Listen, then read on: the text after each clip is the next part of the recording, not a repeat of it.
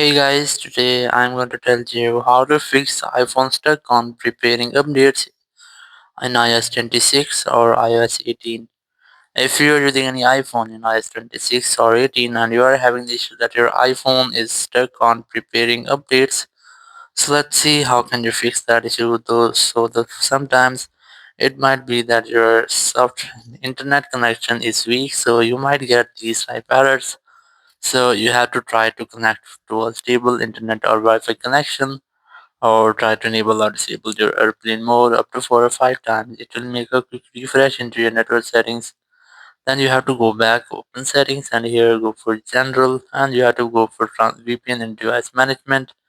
You have to make sure that your VPN is not connecting. Once you have done, you have to retry to go for software updates. Or if you're still having the same issue, you have to make a reset into your network settings.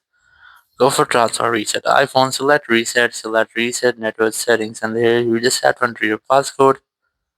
And once you have entered, you have to select the red option, which is reset network setting, to pop up, and all of your network setting will be resetted. And after that, your phone will be restart, and it will fix the issue if your phone has been stuck on preparing updates. And after that, you have to try to reinstall, re-download, or re-update your software. So in this way, you can easily fix your issue. Thank you very much for watching the video. Until next video, bye bye.